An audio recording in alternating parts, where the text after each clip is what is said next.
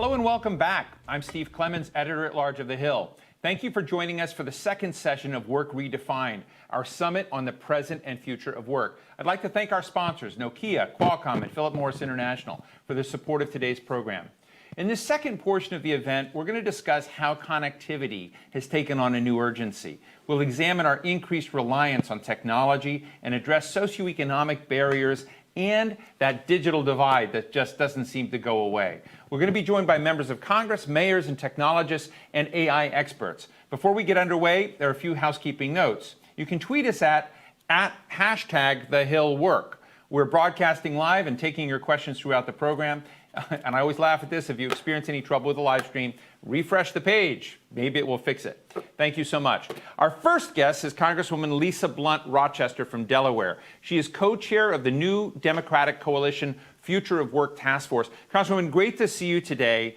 You know, when I worked for Senator Jeff Bingaman in the 1990s, I helped draft a thing called Scrambling to Pay the Bills, the Senate High Wage Jobs Task Force report looking at workers in the IT economy. And, I just always, look at those workers and say, we're not giving them what they need. As you look at the future of work, what does your task force think we need to do to help workers, surf these currents? Well, first of all, Steve, I want to say thank you to The Hill for even having such a session. It's such an important topic that we need to be discussing as a country. And the New Dems have focused on it. And I've also had the opportunity to start a first of its kind bipartisan Future of Work Task Force or caucus in the Congress. And I think initially we all thought that, as you mentioned, this is not a new topic. We've been talking about the future of work for a while now. And we thought that maybe, it would be artificial intelligence, machine learning, things like that were automation that were going to push this conversation. But it's really been a pandemic, the COVID-19 pandemic, that has really pushed distance learning, telework, telehealth even. And so, what we're hearing and what we're working on is looking at the impact that this pandemic has had, as we're also thinking about a North Star for where we should go as a country.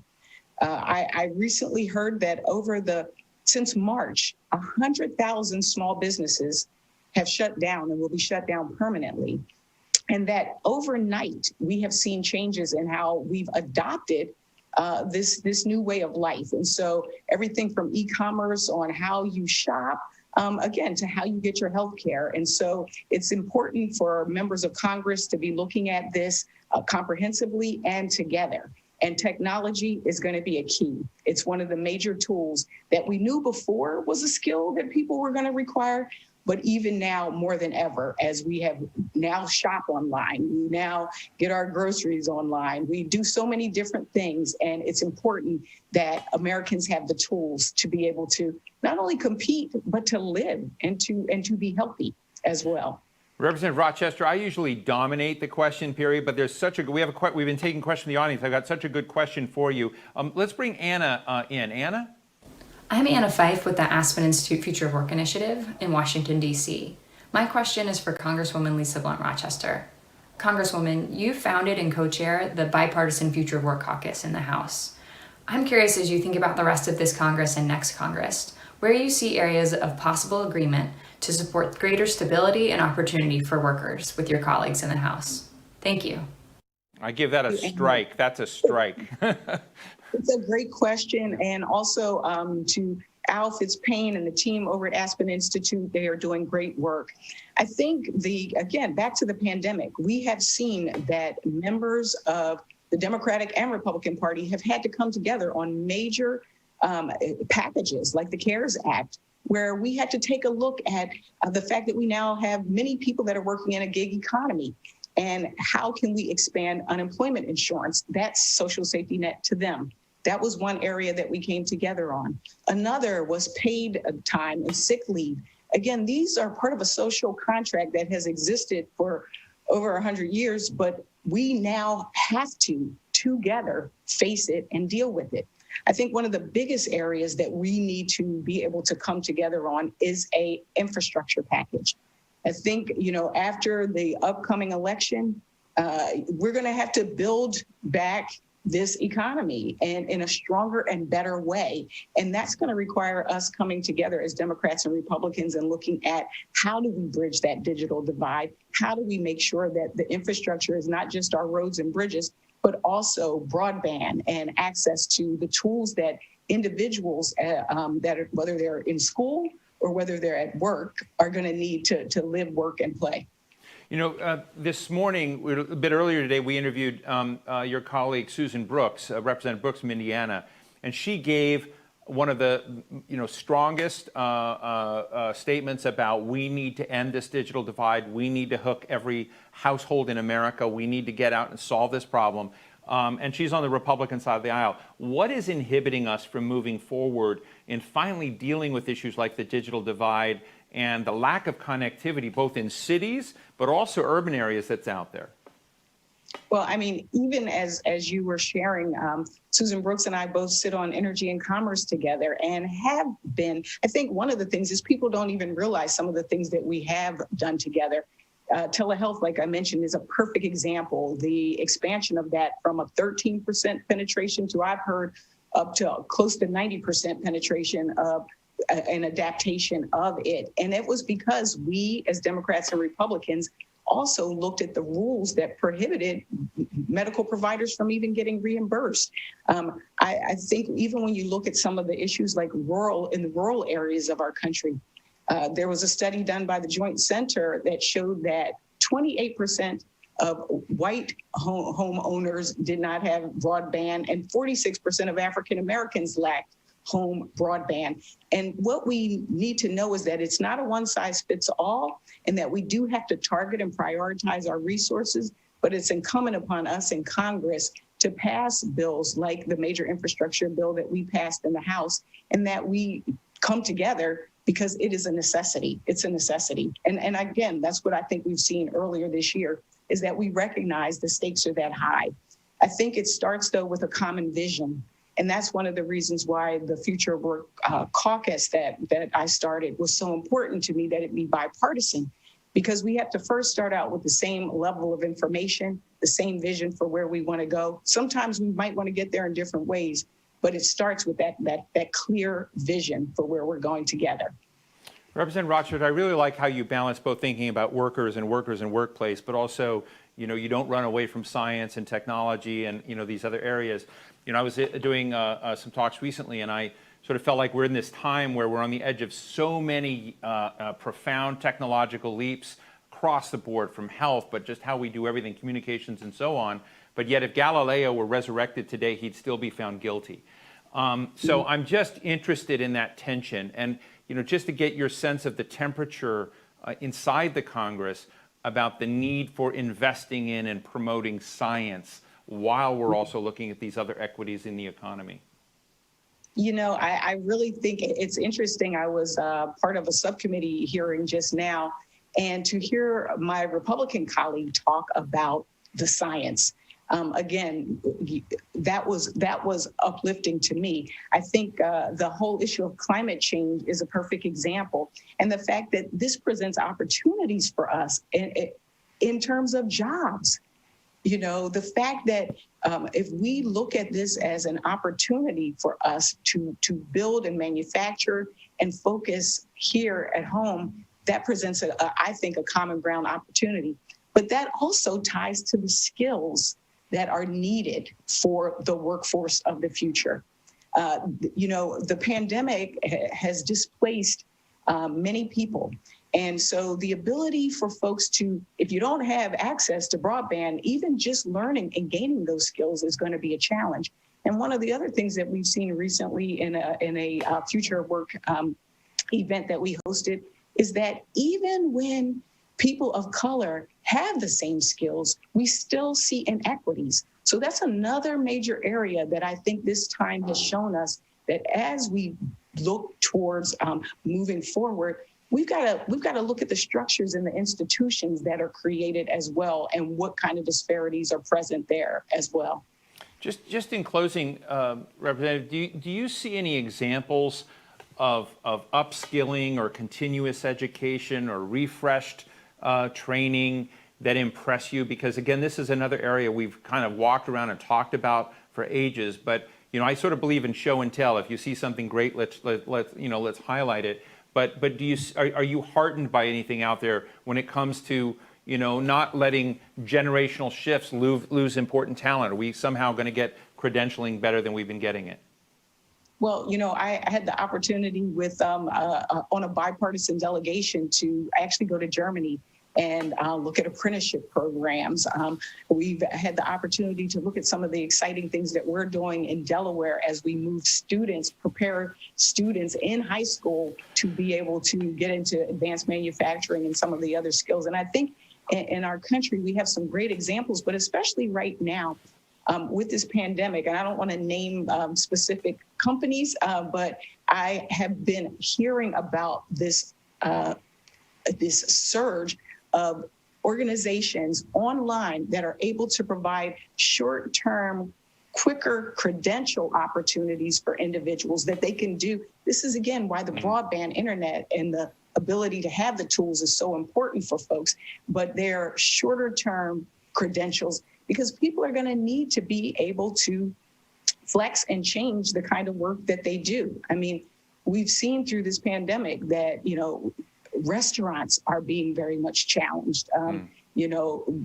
People who used to rely on their businesses being a human touch thing are having to even build websites. And so I saw a quote from the Washington Post that from the e-commerce person at Square, and they said that they saw a 3-year adoption cycle get compressed to 3 weeks in terms of people scrambling to get their businesses online. So I think there's a lot of movement in terms of making sure that we can upskill. Even in the state of Delaware, we have now a coalition that has come together using CARES dollars to make sure that we are training people for on-demand jobs, not the jobs that that were from the past, but the skills that employers need for today. And so I think together, looking at how we use those CARES dollars in our local areas, how we look at the public-private partnerships to ensure that we have the skills to meet the demands of today and the future is really our goal. Well, thank you. Representative Lisa Blount, Rochester. Tell everybody, her Twitter feed is great. It's at RepLBR. I love that. I love people who have short Twitter handles. And is co-chair of the Bipartisan Future of Work Caucus. Thank you so much for your work in this area and for sharing time with us today. Thank you so much for focusing on this because the future of work is now. Next, we're speaking with 2 mayors and a tech expert about building innovation and technology into the DNA of cities. Steve Adler is mayor of Austin, Texas, one of the top digital cities in the world. Nan Whaley is mayor of Dayton, Ohio, a city that is driven by aerospace technology. That's where Orville and Wilbur Wright, did their manufacturing and all sorts of other advanced manufacturing industry. And we also have Molly Turner, a leading expert on technology startups and cities from Berkeley's Haas School of Business and host of a really cool podcast, the Technopolis podcast. It's great to see all of you. Let me start with Steve Adler. I've got history with Steve, so we've talked about this before. I think like Representative Rochester said, a lot of people had the training, the orientation, the way they were going to, come online, squeezed from 3 months to a couple of weeks. I know that mayors have playbooks and dashboards for what they want to achieve in their cities. What has the pandemic done? We'll go first to Steve in Austin and then to Nan Whaley in Dayton. What has it done to compress your schedule of what you had to achieve to both stay a smart city but deal with the gut punch we've all taken? Well, I tell you, it accelerated the schedule from something that could take a half year or a year or was interesting things to sit around a table and talk about to suddenly needing delivery within days. You're talking about a situation here that no one really anticipated, no one really knew anything about. It was real clear pretty early that we were having huge numbers in our city not working, huge numbers not able to pay rent, huge numbers not being able to feed themselves and their family. So necessity and the mother of invention, businesses immediately trying to figure out how they could work remotely. But it also created huge opportunities for people that were smart and clever in terms of anticipating what it would take to make things work. Technologies have evolved. My activity on Zoom was pretty limited.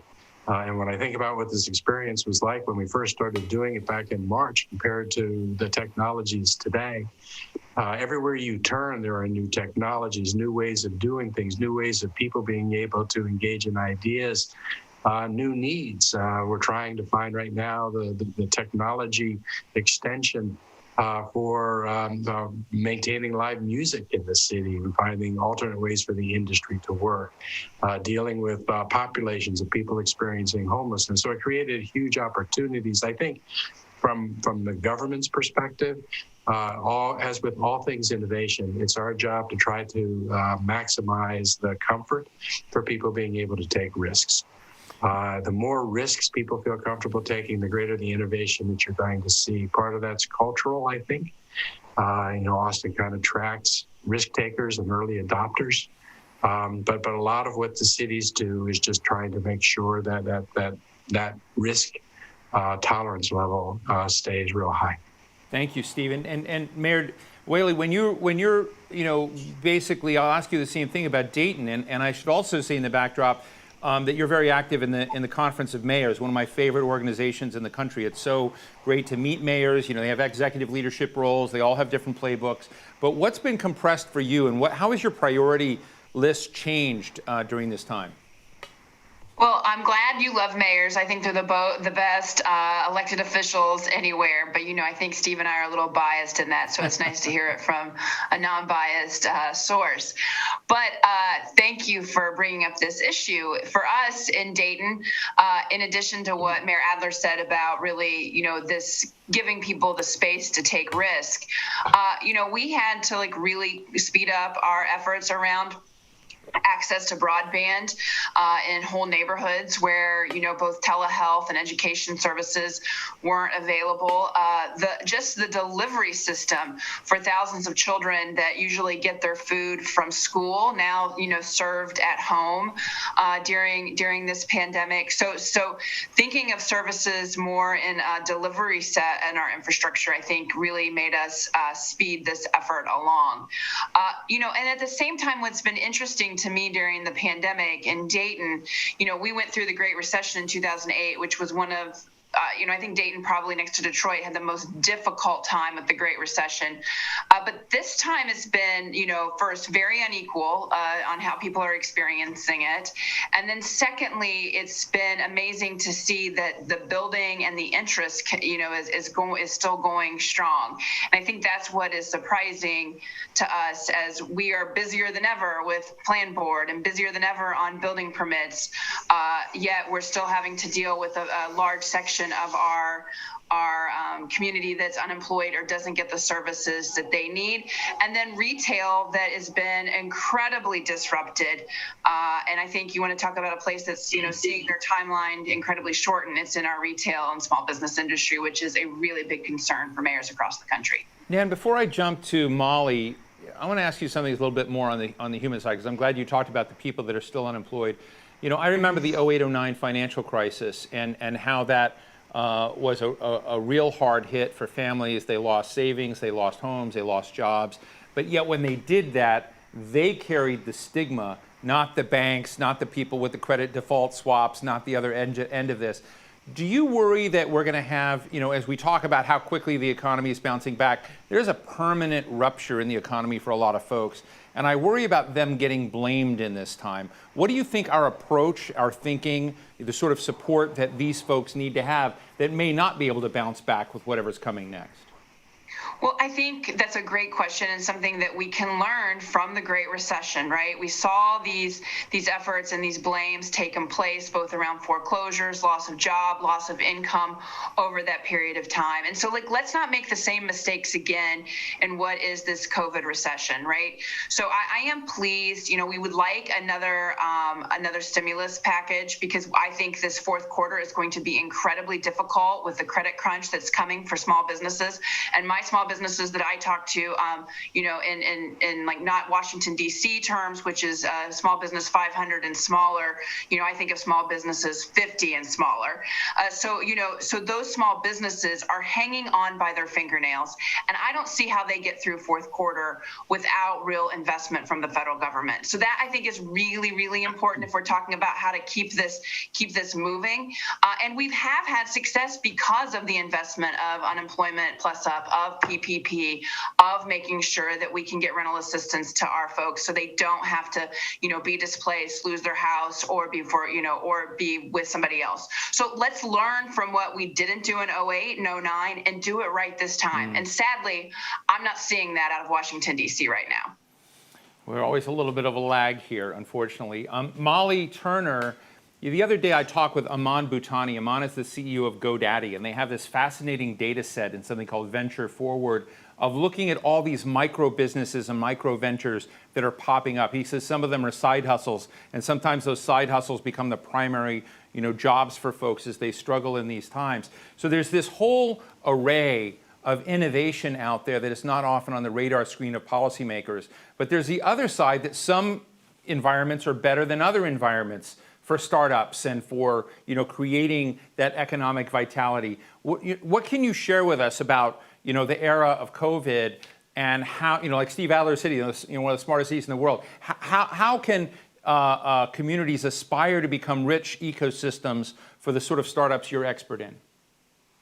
Well, so there's a lot of, I think, aspirational hope right now that the big superstar cities like New York and San Francisco that have the largest share of tech workers are just emptying out because these tech workers can now work remotely. They're going to move to cities and rural areas all over the country and the world. And there's going to be a huge distribution of the tech workforce and these kinds of entrepreneurs across the country. Well, that's really just not happening. The data does not support that. In fact, most workers who are moving out of New York and San Francisco, it's a very small percentage of them. Most people are actually staying in their cities right now. There are fewer moves than there were last year. However, the workers that are moving out of the big cities like New York and San Francisco are moving to other big cities, like from San Francisco to Austin. So we might actually see a greater distribution of these tech jobs to other cities across the country, which is really great because that will bring these forms of entrepreneurship and the benefits of the tech industry to more cities across the country. They won't all be kind of concentrated in just a handful of superstar cities. Excellent. Well, I appreciate that. I mean, when you think about the superstar cities not going on, so you're saying a lot of the trends are going to continue where they have been, basically.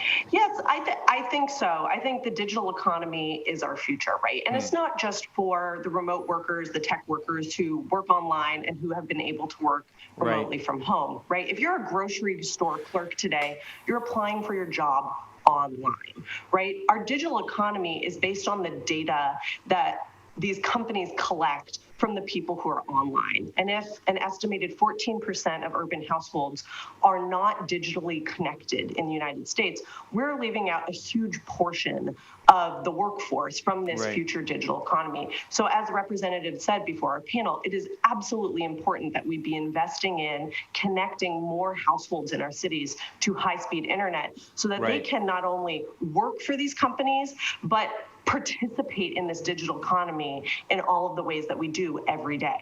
We started today's forum with a Republican legislator, Representative Brooks, who made exactly that same point. Democrats, Republicans, I just don't know why it's so hard. But going back to Mayor Adler and Mayor Whaley, Steve, when I interviewed you last, I think we talked a little bit about how we needed to disrupt education and training, and how we needed to create more nimble credentialing. We needed to bring in people who'd not been part of it and not look at it as sort of a one and done process.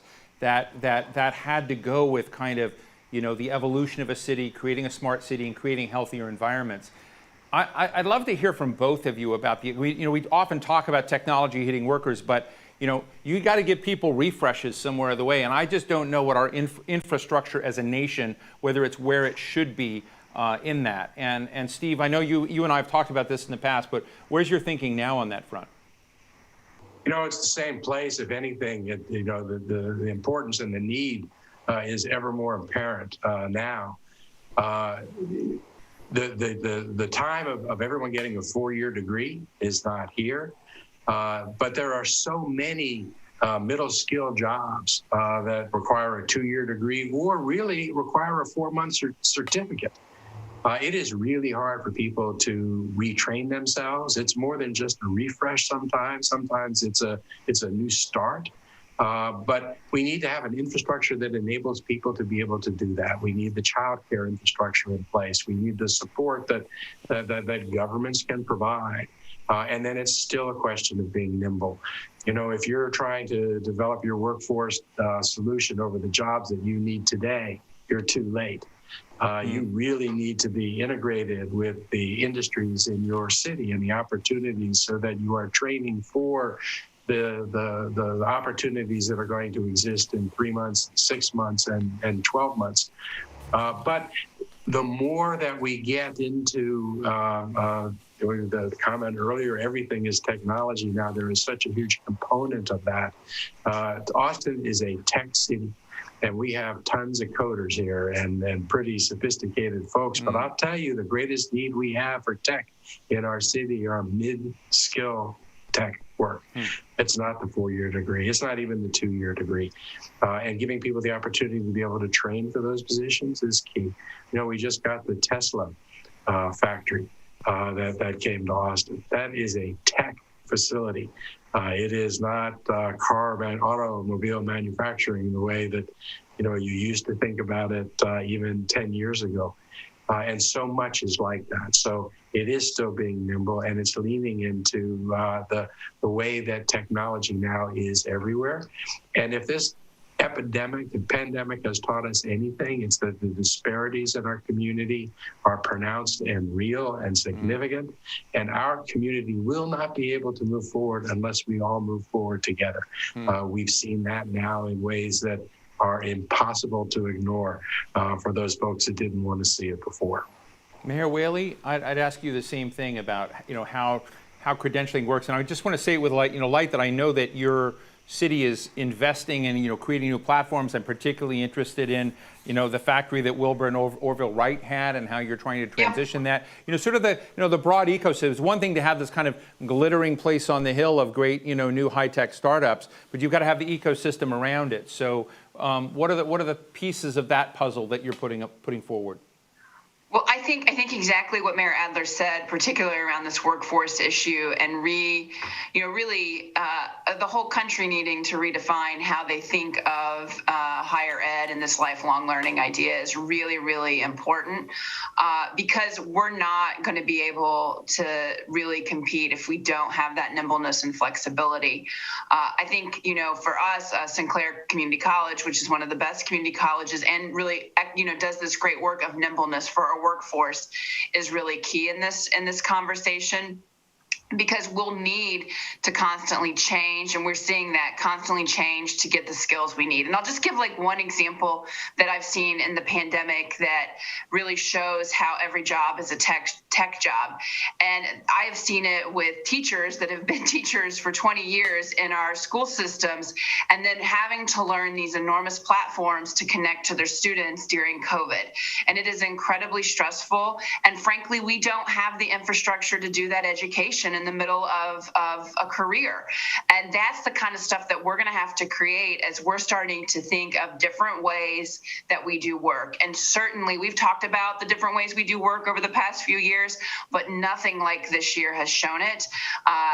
As Mayor Adler said, with the number of ways that we're connecting, the number of ways we're getting stuff done, but we are putting it all on the individual, and there is just no way that that is sustainable. You know, I'm fascinated by these cities, you know, and all the innovations going on there. And I'm also sensitive, you know, to what Molly was saying, that, you know, you got, you know, these superstar cities, but there's a lot of innovation, you know, going on in other superstar places. But Molly, you used to be at Airbnb, and my files tell me, which is super cool. I'm a big customer. But I was at a dinner once that I helped moderate in the Bay Area. And the topic was, I mean, it's not too morbid, but the end of death, like how innovators, largely in the West Coast, were going to end death. And there were a couple of people there that were DC types that says, that's going to really wreck Social Security and Medicare. And so it kind of, caught a snapshot, essentially, of the tension between innovation and this city. And as we listen to Mayor Whaley, as we listen to Mayor Adler, you know a little bit about, that intersection between, innovation and innovating for the future and regulating in smart ways. Because regulations are usually, not always, sometimes they're rent-seeking by industries, but they're usually about protecting people, helping people, dealing with market failures out there. And I'd love to get your insights as an academic that thinks about this. What are some of the parts of following a North Star in this? As we think about the future of work, we think about the future of economy, how can this town get it better? I'm happy you asked that. That's one of the major lessons that I teach my students every semester. In fact, I'm heading to class just after this panel, which is that these tech startups are not going to solve all of our problems, right? At the end of the day, we need our democracy and public policy and government to address the biggest issues, because that's what's going to solve these problems. And I think you can just look at one sector of the workforce that is one of the fastest growing sectors of the workforce today to see an example of this. We just did a podcast episode on this actually a couple weeks ago. Domestic workers, home care workers, house cleaners, and nannies. Those jobs are not going to be done remotely. They cannot be automated. And yet they are one of the fastest growing sectors of the workforce.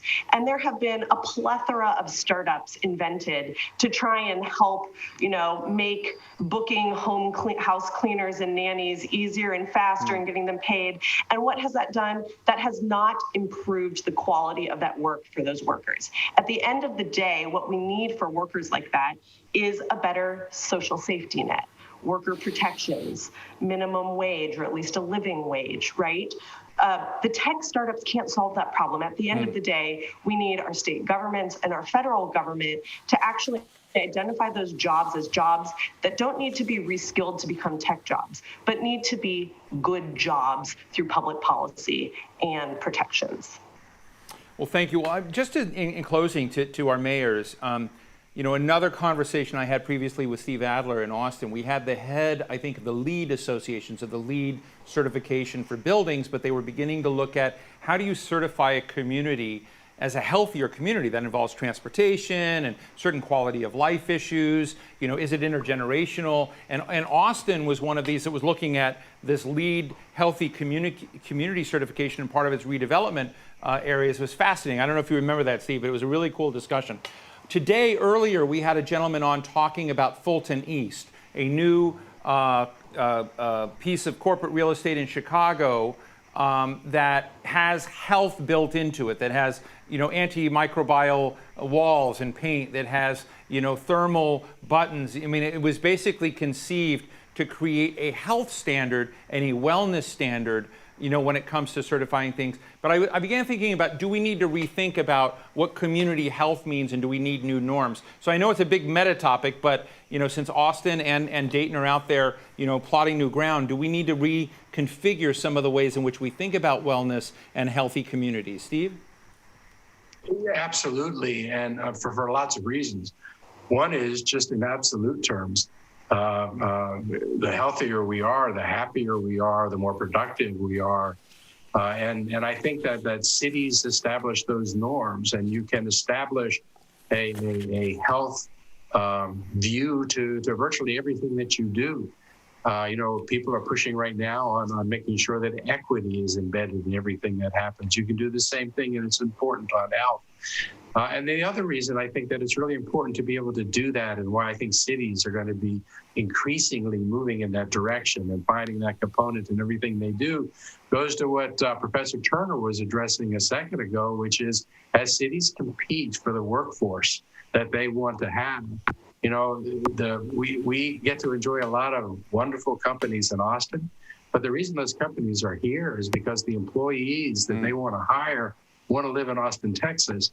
And those employees want to live here in part because those things are the priority. They want to be here because it is environmentally conscious, because it is healthy, because of the quality of life. And I think you see a lot of people turning to that in this pandemic right now, where people are really reassessing where it is that they want to be and where they want to raise their families. And I think it's going to create a moment among municipalities where there's a new way to compete. And I think that being the healthy cities, the healthy places, is going to give cities a real leg up. Mayor Whaley? Yeah, I agree with Steve. I typically don't ever disagree with Mayor Adler. But I think, too, as we are looking at anything, I mean, really, in my 7th year as mayor, we've started really to look everything through a public health or a health lens. And it's easy to do, obviously, during COVID. But, gun violence is a public health issue. Racism is a public health issue. We find all of these indicators affecting the quality and quantity of life of people in our community. And so when we start thinking that way, it allows us to really start thinking about what we're about as a community and what kind of community we want to build for each individual in that community. And I think that Mayor Adler's right. I think it is going to change the conversation about what kind of cities we're creating. And it's not something that will happen overnight. I think, again, a lot of these issues around climate migration are going to happen because around quality health issues, we're going to see this over and over again in all different places. So I think that's exactly right. And really, as I've continued to delve into public policy, really it's most helpful if we look through everything through a public health lens. Well, that's great. Molly, I'm going to sneak in one last question here really fast. In the old Harvard Business School, Michael Porter reviews of high-tech clusters that were, very successful, he basically said, if you have a community that accepts everything, if you have unbelievable levels of embrace of diversity, if you, and at that time, 30 years ago, 25 years ago, it was attitudes about the LGBT community or something, along those lines as a measure of your sense of diversity. We live in such a time of racial strife, just to go to what Mayor Whaley just said, of disregard for those who are less well off, in my view. I mean, I think the atmosphere out there is toxic right now in many ways. But what does that say, to go back to your original issue about clusters of talent? Does talent generally flow towards those places where diversity is not only tolerated but celebrated, robustly? I mean, is that what Michael Porter talk about matter to some of? Can that be a guide to some of the places in the country that haven't figured out how to be as inclusive as they might? Absolutely. I think that both of the mayors are correct, that in this day and age where global talent is mobile, right? And increasingly with more remote work, if you can work from anywhere, people are choosing to live in places where there's a high quality of life, where they feel like they're welcome, where they can afford to live there, and where they feel like they can be a part of a community. And so what that means is cities should really be investing in the same things that they should have been investing in all along, right?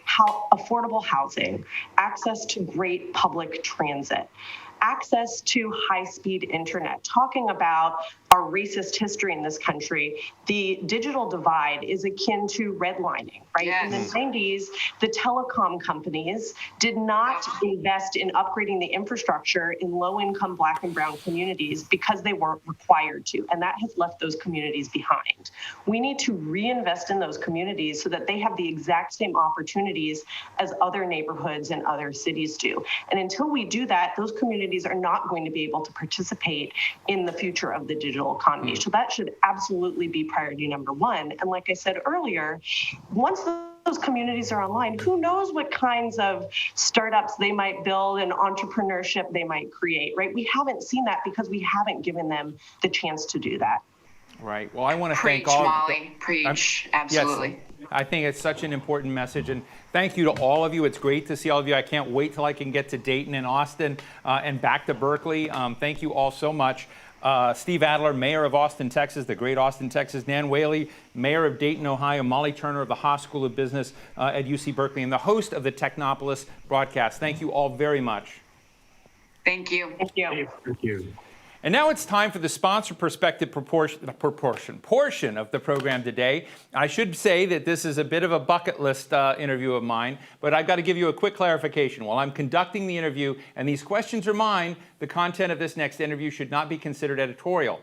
With that, I'm joined by Marcus Weldon, Chief Technology Officer of Nokia and President of Nokia Bell Labs. Bell Labs is one of my favorite topics. It's sort of the Willy Wonka, factory of technology. And Marcus, it's great to see you.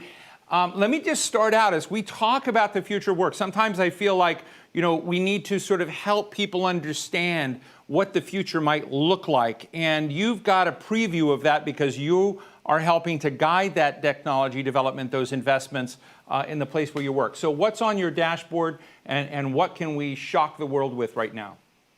Oh, that's a great question. We're working on, I guess the Bell Labs mantra has always been invent the future needs or solve the problems that represent those that the future of humanity needs to really deal with. So we're looking ahead 10 years and COVID has been a stimulant there.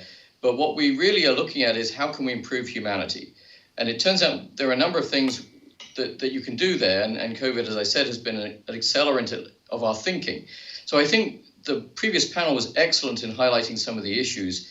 We have to enable a world where people can do anything from anywhere.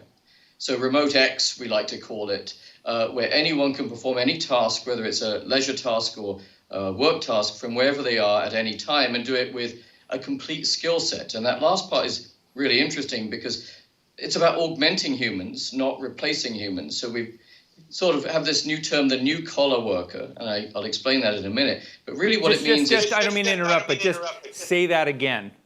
Okay. Hashtag the new collar worker. Okay. Got it? So now you're going to make me explain it. What it really means is that humans will be augmented by machines, and those machines can be software or hardware.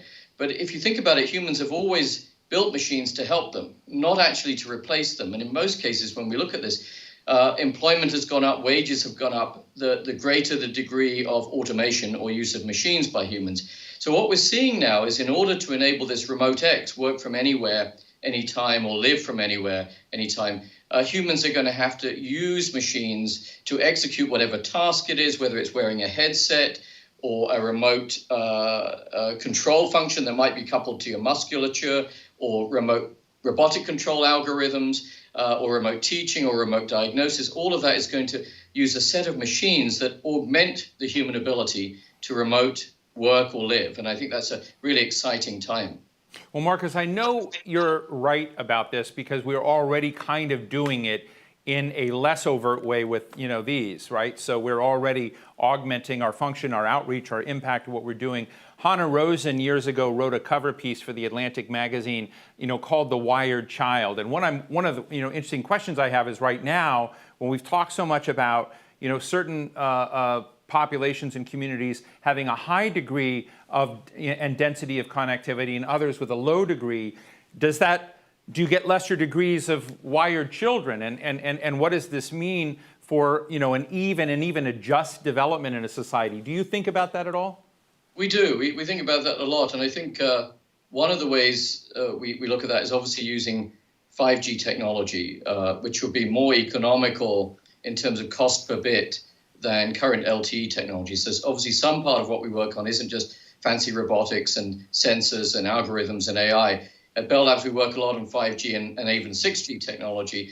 And the point of those technologies is to provide much lower cost per bit, which means there'll be more affordable ways to deliver bandwidth to people. Again, anywhere, anytime. It could be at home, it could be out and about, it could be at work. So that's definitely one way we look at the problem. We also think about learning what people need and contextualizing everything they do so that they get exactly what they need when they need it and not be bombarded by irrelevance.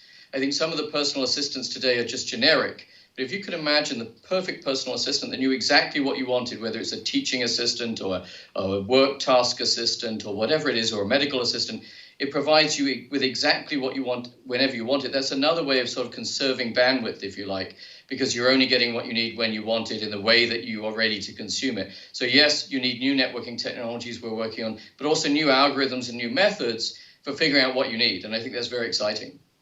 Talking to you, it all sounds as if this is moving along naturally and beautifully, and we'll all have it. And it just occurs to me that I know that it's not that easy. That's why we have a Nokia Bell Labs. But when we think about 5G, we think about smart cities, quantum computing, AI, Internet of Things.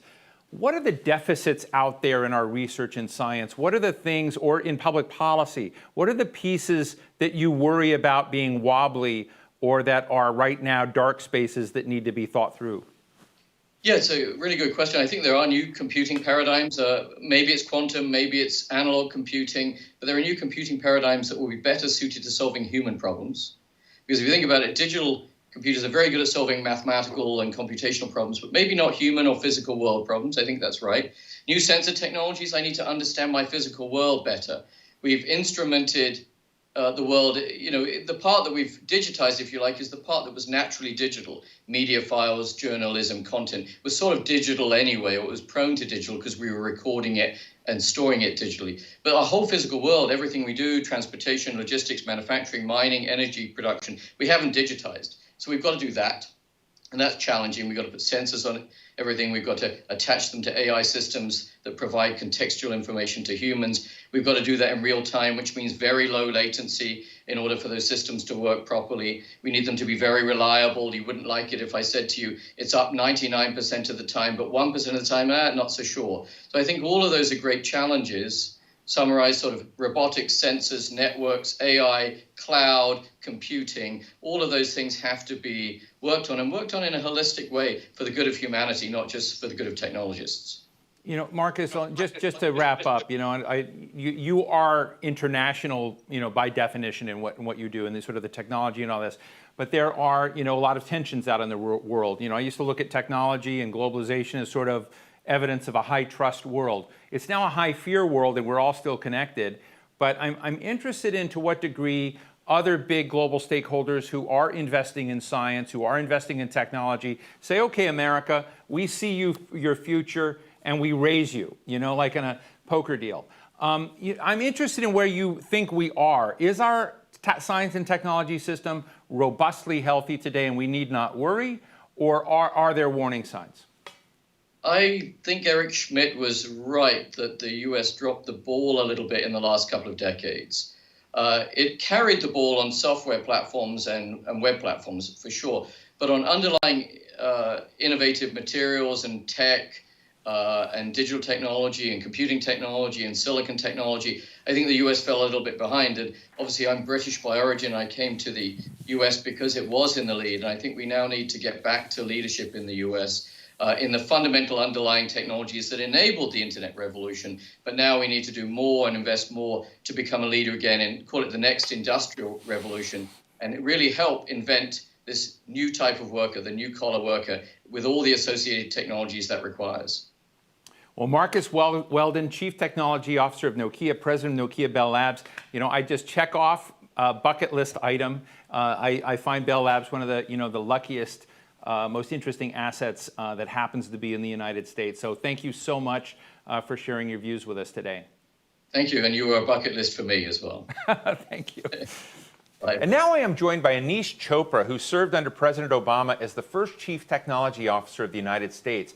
Anisse is currently the president of Care Journey, an open data membership service in the healthcare space. Anisse, it's so great to see you. When you were working in the Obama administration as the CTO, which is such a cool job, you pushed the National Wireless Initiative, you pushed Startup America. So you're right at the nexus of a lot of what we're talking about today. But I have to tell you, person after person after person that I've interviewed on the right and on the left has said, we have connectivity problems in this country. We have them in cities, we have them in rural areas. You look across there, we're talking about opportunity, but if you're not plugged in, you don't get to play. And so I'll just put it to you, why didn't you guys get it fixed, and what can the next crowd do to get it done? Well, let me tell you the biggest bet we made, and it's a work in progress, and I think it's critical for us to get into this.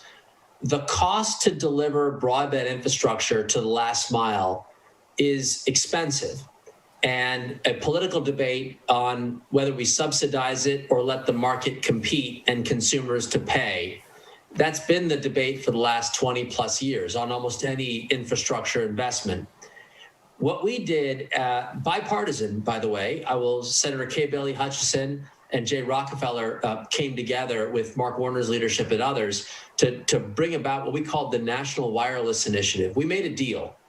We would subsidize the build out of a first responders broadband network. And that was called FirstNet, and it was bid out under the principle that whomever won the bid would rebuild almost a commercial network in those rural areas on the backbone of what is essentially a shared investment. And that was the core idea. We did fund this with the tune of something like $7 billion of upfront capital, not chump change in these days.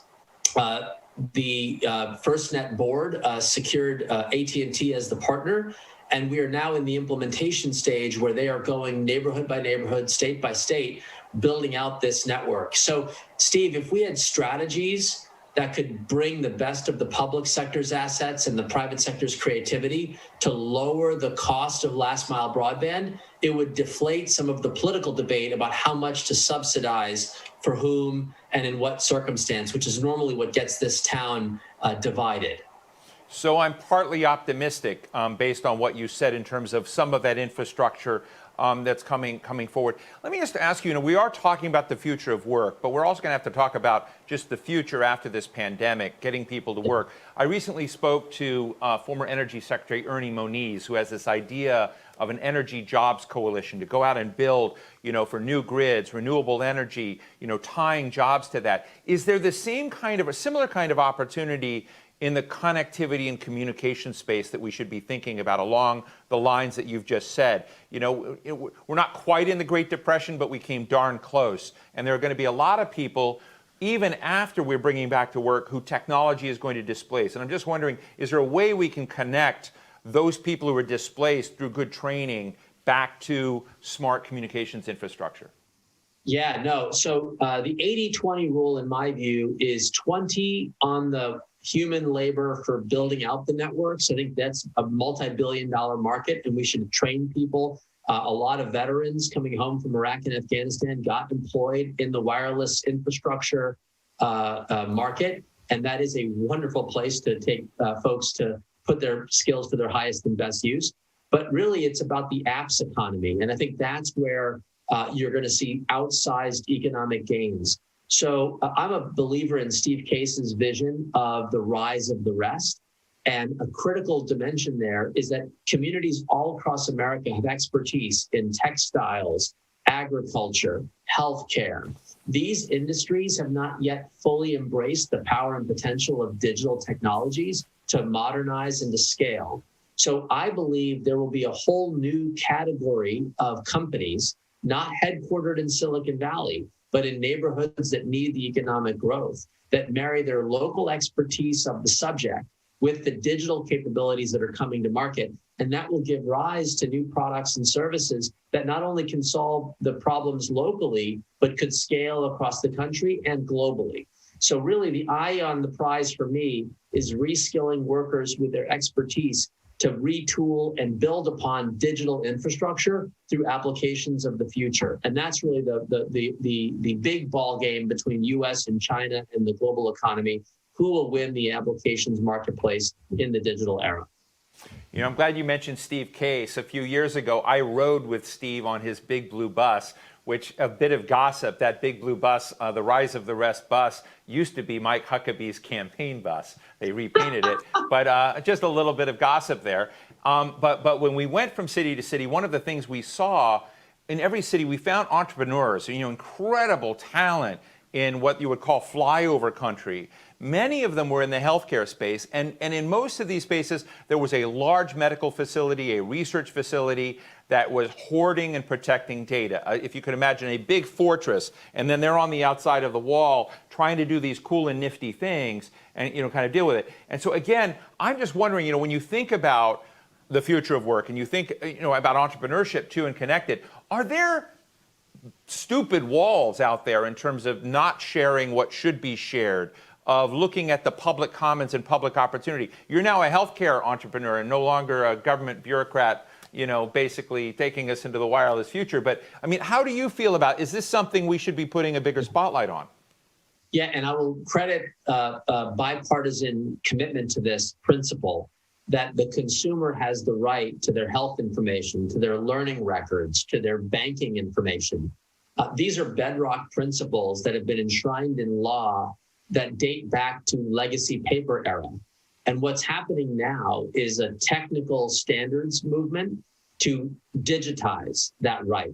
And what that will unlock are all those entrepreneurs who are looking to deliver decision support to individuals to help them make smarter decisions at every step of their life. So imagine that veteran with GI Bill benefits making the decision which school to enroll in and which program to major in order to make the best decisions to build on the skills they learned in the military and set them up for lifetime economic success. Those are complicated decisions. And if you can inform them with digital applications that have access to your history, that know the demand signals in the market, you might get the kind of guidance counselor support that's missing in today's economy. In healthcare, in education, and in financial services, all three sectors do have bedrock rules of the road that if I request my data, I'm able to put that information into the hands of an organization I trust. In healthcare specifically, we are in the next 12 to 24 months implementing landmark interoperability regulations that build on President Obama's investment in electronic health records a decade ago. And they basically start with the principle, if you're a health plan or a hospital, you cannot block a consumer's right to pull that data into an application of his or her choice, even if the purpose of it is for the consumer to shop for lower cost alternatives that might hurt the institution locally.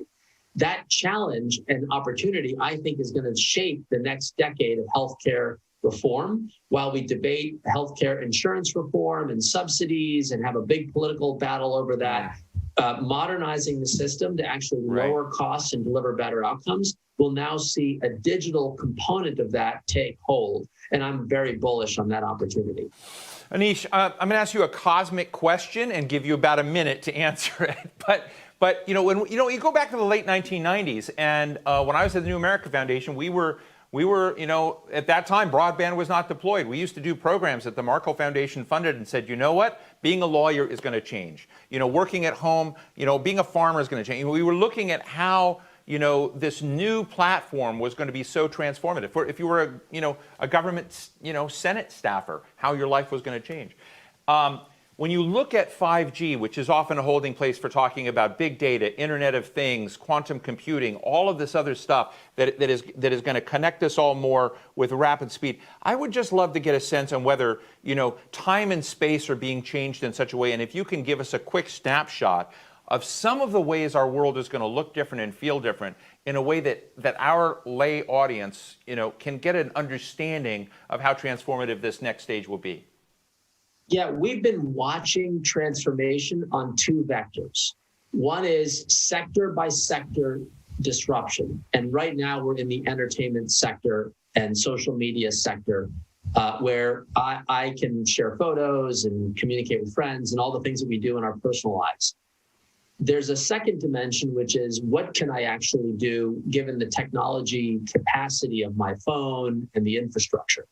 And so we've been basically incremental progress on these two dimensions. And they probably affected collectively maybe 10%, 12% of the economy have really gone through seismic change.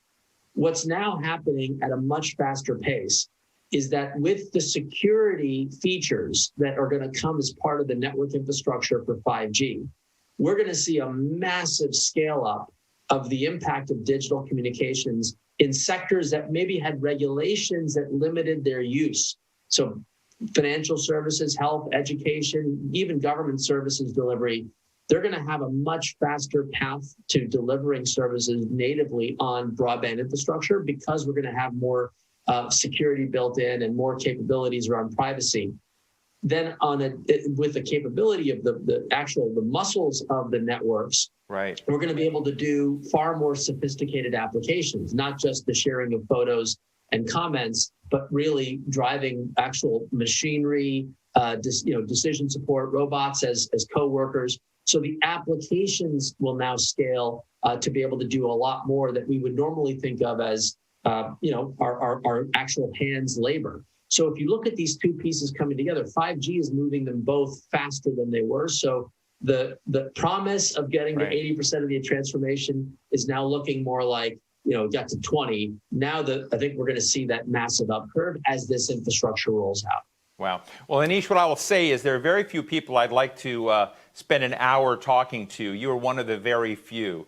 Thank you so much, Anisse Chopra, former Chief Technology Officer of the United States, and also the President and co-founder of Care Journey. Thank you so much for joining us today. Thank you for having me.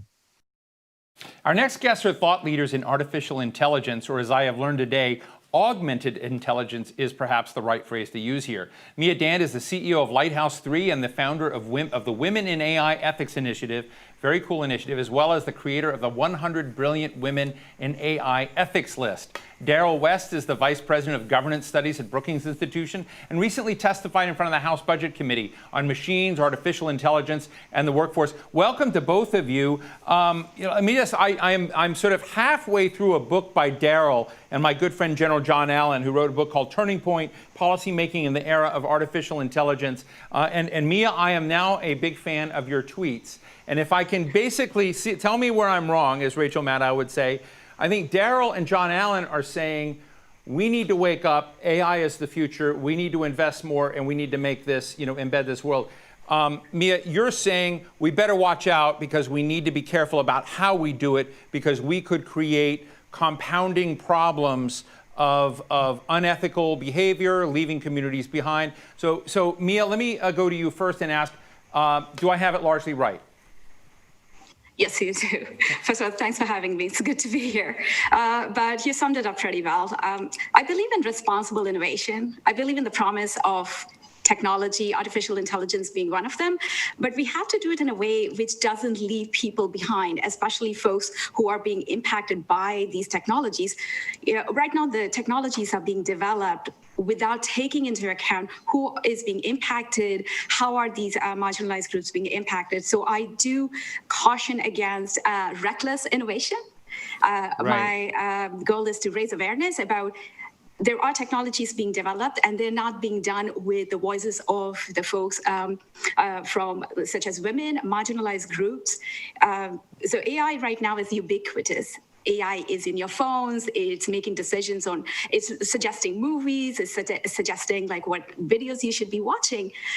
There's also promising uses in business. I won't take away from that. It is helping us automate tasks, being more efficient, is used during the pandemic. We're seeing uses of drones for contactless deliveries, automated sanitation, and so on. But at the same time, I find that a lot of innovation is happening without considering the unethical or the dark side of it.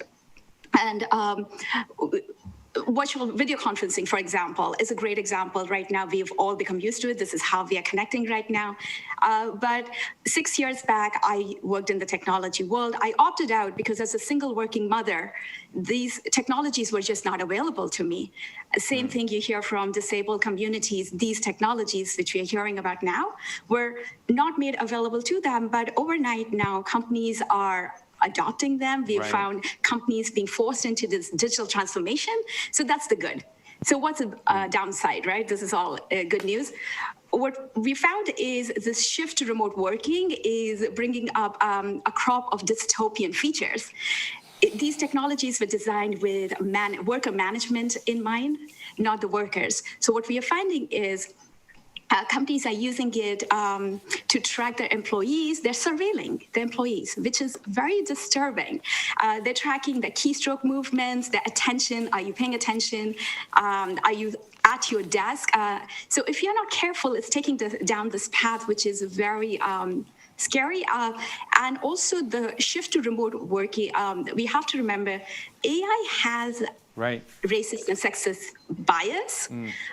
If you had been watching me on Twitter this weekend, a lot of folks came to this realization that Twitter centers its photo cropping algorithm on the white male face. And what that means is if myself and Daryl were in a picture, it would center it around Daryl's face, not my face, and that is erasure by technology. Well, let me bring Daryl West in. Daryl, Mia has helped lay out some of the concerns, but in your book that you've just recently released, and I'm finding fascinating, you're saying there's a wake-up call here. Tell us what you're trying to warn us of. Steve, you're right. It is a wake-up call because AI is one of the transformative technologies of our time. It's being deployed in many different sectors, finance, healthcare, education, transportation, and beyond. PricewaterhouseCoopers estimates AI is going to add over 15 trillion to the global GDP by 2030. But I do agree with Mia that we do have to worry about people being left behind. All of these emerging technologies are increasing inequality. There's a risk of job losses. Many companies are switching to temporary workers and independent contractors as part of the gig economy. Entry-level people are at risk. The ride-sharing services are going to be bringing autonomous vehicles online, so that's going to affect those drivers as well as people in the taxi business. Amazon is opening retail stores with no clerks, but it's not just entry-level jobs. Like, there are professional jobs that are going to be lost to AI. The AI has gotten good enough now in reading CAT scans and X-rays that even highly trained individuals such as radiologists are going to be at risk. So in our Turning Point book, we argue we need a strong policy response to deal with the social, economic, and ethical dimensions of AI. In terms of workforce issues, we're going to need to move to lifelong learning. The old education model, people invest in education up through about age 25, and then they go to work and kind of forget about education, is going to be completely obsolete. People are going to need to upgrade their job skills at age 30, 40, 50, and 60. We need portable benefits. There's probably going to be greater job churn as people move from job to job and company to company. And so we need to make sure that people are able to retain their health benefits as they're moving across jobs. We're going to need shorter vesting periods for retirement accounts because a lot of organizations have 1 to 2 year vesting periods. And if there's an increase in job churn resulting from AI, it's going to reduce people's income when they reach retirement age. You know, let me ask you both a tough question that I don't think comes up enough. But, you know, I know that in Europe is having these kinds of conversations. I don't know if they're happening in Shanghai. I don't know if they're happening to the same degree in Tokyo or Seoul or India, you know, around the world where there are other, you know, innovators in the AI space investing huge in this area. And so, Mia, I would ask you, you know, the interesting question is, I actually agree with everything you said, but I don't think Beijing and Shanghai are as worried about the issues are. If you are a large transnational company and you're looking at this, are we creating something that knocks us out of competition if we become, you know, too wound about the ethical issues? Or do the ethical issues you're raising become a point of differentiation that helps elevate our industry? I mean, I think it's a riddle, but I would love to hear your thoughts on that. Sure. That's a great point. It's always going to be a balance, and we hear those concerns. And I spent over a decade in the technology world. It's always been move fast, break things, right? But when you're breaking things, the folks you're impacting are your own people. The human beings are being impacted. So we take a global approach. We look at what's happening in Europe versus China and India and other nations as well. And what we find is the concerns are different, but they all are also paying close attention to what are the downsides. For China, for example, their concerns may not be the same as ours, but we're seeing a lot more movement towards privacy issues. And that's actually driven more by their citizens and folks who are being impacted by those policies. Are we going to make that leap right now, like right away? I don't think so. Every country is at a different stage in their awareness and adoption or even acceptance of these issues that they're facing. So, but slowly we are seeing movement in that direction. And I have to give credit to a lot of Black women scholars in the AI ethics space who actually are raising awareness that the technologies we are developing right here in the United States are missing out a large population of marginalized groups. We are building technologies which are not working for the Black communities, which are erasing Black communities from a lot of these from their databases. They are not recognizing women. So we are seeing a lot of bias in our own data set. So I would say that we need to take a more pragmatic approach, but progress at any cost or innovation at any cost it's just going to lead us down this downward spiral. And that's not what we want as a society. I appreciate that. Daryl, your thoughts? That's a great question. And I think in our book, we have a chapter on national defense. And I think the gap between China and the United States in terms of basic human values is most apparent there, because in America, we still want to keep humans in the loop. Like even when we're doing drone strikes, like a human has to be the person who pushes the trigger. China and Russia are moving ahead and developing autonomous weapon systems without human intervention. And so there's the risk that this will destabilize the international order. There could be inadvertent wars that emerge from this. So we spend a lot of time thinking about the ethical aspects of warfare. And we like to use the analogy that after World War II, even though we ended up in a Cold War with the Soviet Union, we talked to our adversaries and tried to work out the terms of engagement, like what you could do during wartime and what you could not do. So chemical weapons, we basically agreed we should not use them. And for much of this time period, with the exception of Syria and Iraq, countries have respected that prohibition. Today, as we're starting to develop AI-based systems of warfare, we need to be working with Russia and China to work out agreements on what we will use and what we will not use.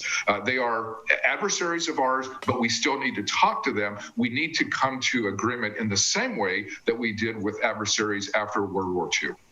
Can I just ask you both really quickly, as we're out of time, but it's such a, I hope you'll come back. I have a feeling we're going to be having this AI discussion and many other topics and fields, and it's one of the things, I believe in show and tell, and Daryl, when you're sort of talking about warfare and the kind of protocols of that, I interviewed recently Paul DeBar, who's the Undersecretary of Energy for Science out of the Department of Energy, and there are big ways in which AI is coming online, which is very different than an automated attendant on a phone, which is another form of AI that people are experiencing in a kind of more retail way, if you will. So it means a lot, and I wonder if we need to disaggregate it at some point and have a way to sort of show best and promising applications of ASI, worrisome applications of AI. Just a quick snapshot from both of you on that. Mia? Sure. So artificial intelligence is being deployed right now in a lot of places. We are seeing testing of drones to deliver medication, accessing remote places. So there are these opportunities, and I see a glimmer of hope there. And the real question is, as they're being deployed for good, are we also looking at what are the downsides of the same technology? Sometimes it is not, this is a good technology and that's a bad technology. It's about how it's deployed. Are we building policies around these technologies so they are deployed in a more thoughtful way? And then are we making sure that the folks that it's supposed to help, for example, surveillance technology is coming under a lot of criticism right now, very simply because facial recognition technology is being deployed without thought to, it's not recognizing or differentiating between different skin colors. So again, it's not as much as this is a good technology or bad. We really need to be thoughtful about, is it being developed with the marginalized voices? Is it also being deployed in a thoughtful manner? And do we have the right governance policies so that it's not out of control? Thank you. Daryl, I'm going to give you the last word. So in this COVID world, AI is helping scientists develop new drug therapies and vaccines, because one of the things we need to do is to review the scientific literature, identify new chemical compounds that are promising to treat this particular illness.